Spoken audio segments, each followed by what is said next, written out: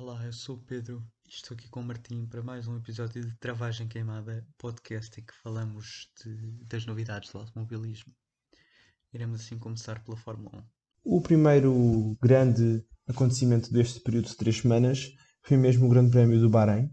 Um grande prémio onde se esperava que a Mercedes dominasse.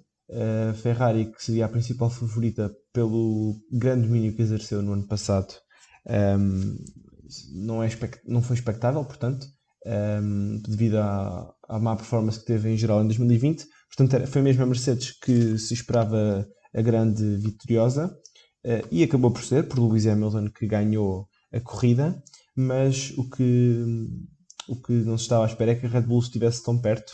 A Mercedes já parou de desenvolver o carro quase desde Portimão, portanto esperava que a Mercedes que a Red Bull, perdão, ficasse mais perto, mas a Red Bull esteve lá próximo, e isso foi demonstrado pelo segundo lugar de Max Verstappen, à frente de Valtteri Bottas, concluindo assim o pódio. Foi uma corrida que não foi marcada pelo pódio nem pela ação em pista, foi mesmo um grande acidente que aconteceu na primeira volta. Romain Grosjean tem um pequeno toque na toca de Daniel Kvyat e é lançado com uma violência, com um choque de 54 Gs contra a barreira, e o carro é envolvido numa nuvem de chamas. No entanto, apesar de 30 segundos dentro do carro em chamas, graças a vários dispositivos de segurança, tal como o halo, introduzido em 2018, que inclusive já nesse ano tinha salvado a vida de Charles Leclerc no Grande Prémio de Spa-Francorchamps, na Bélgica. Portanto, graças ao halo, à célula de sobrevivência, que para quem não sabe é a parte onde o piloto está efetivamente deitado, que em caso de acidente é suposto proteger o piloto, a roupa contra o fogo, proteção contra o fogo, e as próprias luvas e os sapatos, a balaclava utilizada por baixo do fato, fez com que todos estes fatores fizeram com que Grosjean sobrevivesse a 30 segundos infernais, e tivesse apenas queimaduras, apesar de graves, nas duas mãos, e um pé torcido, mas que teve 3 dias no hospital e voltou a casa, onde está a recuperar até agora. Isso fez com que o Grosjean falhasse o Grande Prémio seguinte, o Grande Prémio do Sakir, que é exatamente na mesma pista, no mesmo circuito, mas com um traçado diferente.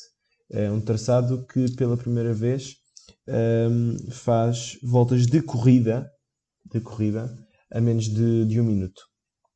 É o traçado com os tempos mais rápidos da Fórmula 1, e foi um grande prémio completamente maluco, começando logo 2 dias a seguir a esse grande prémio do Bahrein, com o teste à Covid-19 de Lewis Hamilton positivo.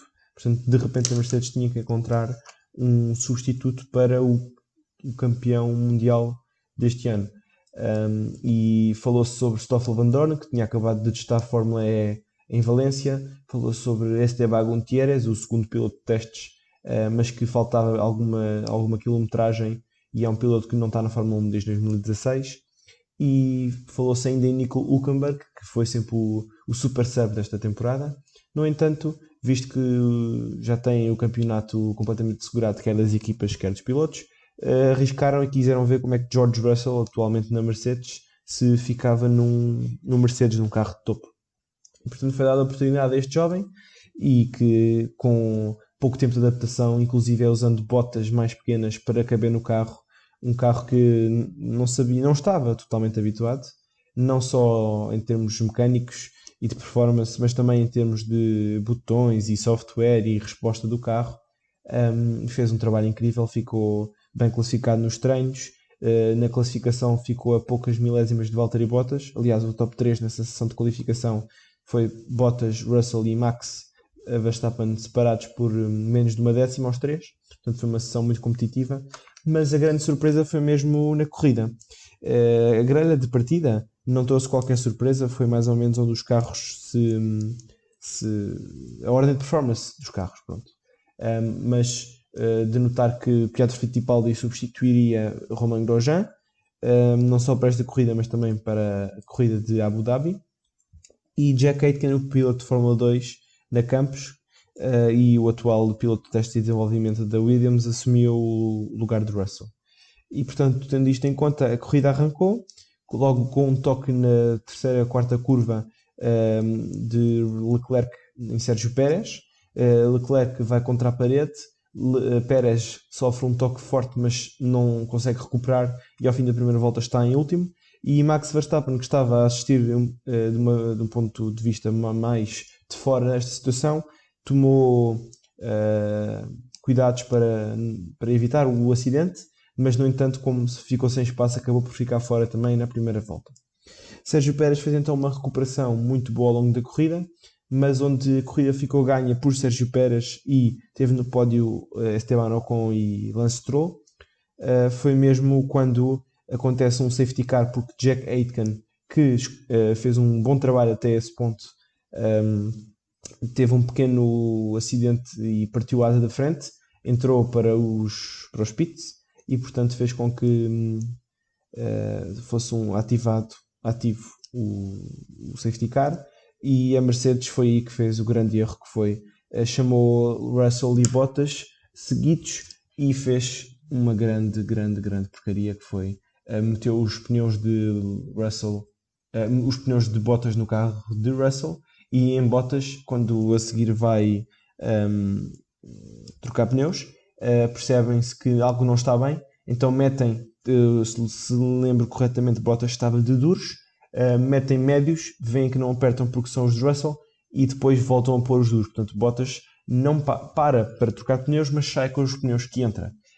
Portanto, gastou tempo e tem a mesma performance de pneus de 20 e tal voltas. Enquanto que o Russell na volta a seguir tem que entrar e tem que pôr os pneus corretos e, portanto, volta.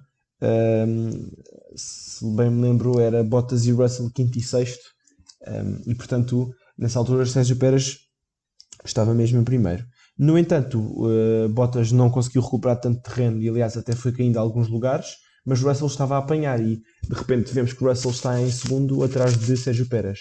Mas mais um infortúnio grande, foi mesmo um furo de Russell e, portanto, teve que parar mais uma vez e trocar de pneus. No entanto, conseguiu subir aos pontos e marcando os seus primeiros pontos na Fórmula 1 ao volante do Mercedes, mas que devia ter sido uma vitória claramente de George Russell neste grande prémio de loucura que foi o grande prémio do Sakir. A de mencionar que Albon teve um grande prémio de Bahrein positivo, um grande prémio que acabou no pódio, se não fosse mesmo de Sérgio Pérez na última volta no segundo setor, se o motor incendiar-se.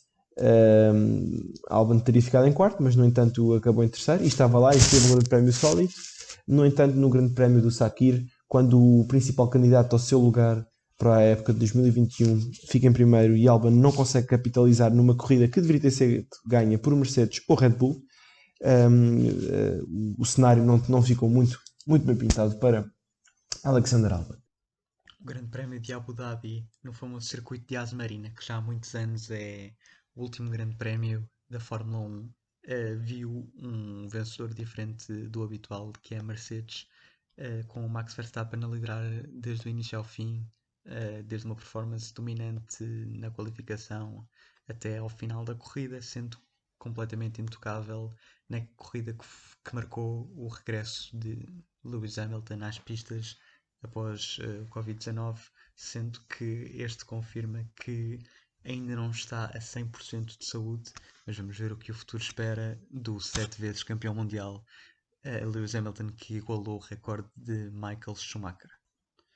Podemos assim dar uma pequena retrospectiva de como foi a época 2019-2020 desta Fórmula 1 e vimos o consagrar de Lewis Hamilton como campeão mundial desta modalidade pela 7ª vez, igualando o recorde de Michael Schumacher de mais títulos de piloto no Campeonato Mundial de Fórmula 1.